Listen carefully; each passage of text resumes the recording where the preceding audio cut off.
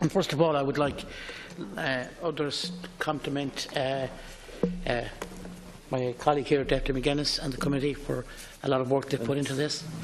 And also the Minister, I do understand and I believe he's very sincere about this issue and puts a lot of work into it. And I think it's absolutely necessary that we,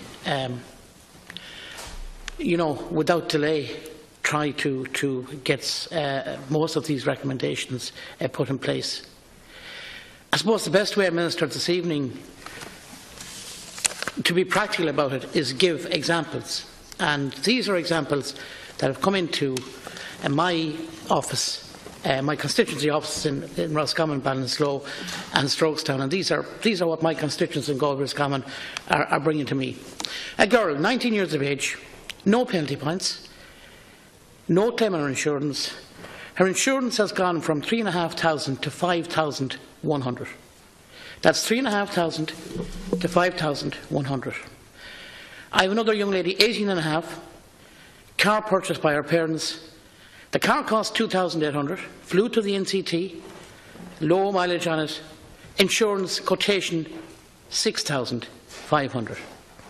€6,500.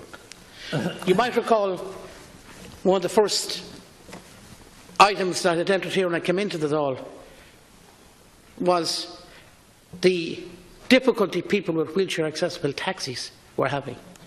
And we had the case which I had out with Minister Ross of a young man in Carrick-on-Shannon who bought a vehicle, got a grant to convert it, he had initially sought the insurance.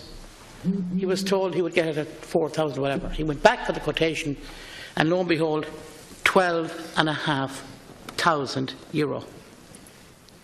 And now he's paying back, he did go ahead with the business, and he's paying back an enormous sum each month, €12,500. We had another lady who sought insurance cover for a wheelchair accessible taxi, and 9 companies refused to give a quotation for that wheelchair accessible taxi. And among those companies was the one that's involved in sponsoring Special Olympics. What a fraud, and I use the word here. These people will come out and they will give money to sponsor something like the Special Olympics, and they refuse to give cover to a wheelchair accessible taxi. I have another case of parents who bought an 8-year-old car in the Dublin region. As you know, coming from Dublin, Minister, a car that's in Dublin can be 8-9 years old, can have low mileage, in this case to 60,000 kilometres, not used much, by an elderly couple, sold again for less than €3,000, I think 2,900.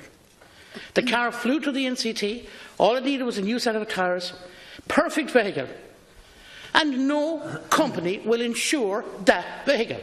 And this is the latest problem. And this over recent months.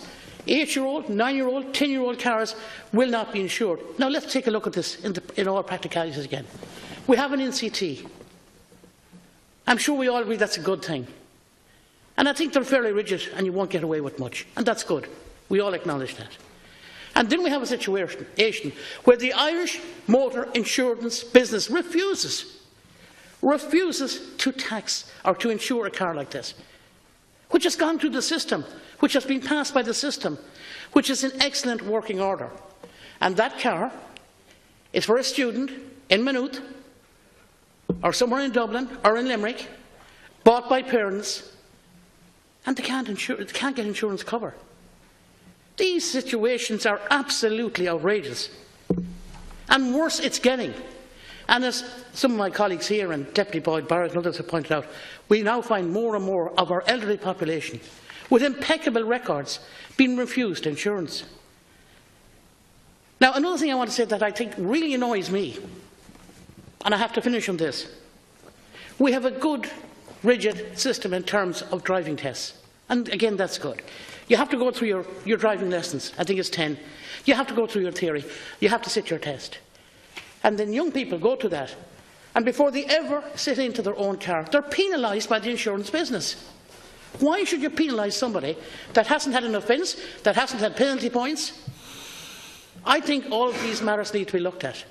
And we need to have a root and branch reform of the insurance business. And I know that you're committed to doing this. But it must be done. We can't put off this for 1 year, 2 years. It must be done. Because in recent weeks, we had a situation, or I had a situation brought to me, where a lady nursing in a major hospital in this country, because she couldn't get car insurance at less than $5,000, has packed up her bags and has gone to Australia. That's the reality of what the motor insurance business is doing to us today. Thank you, Deputy. Deputy Smith.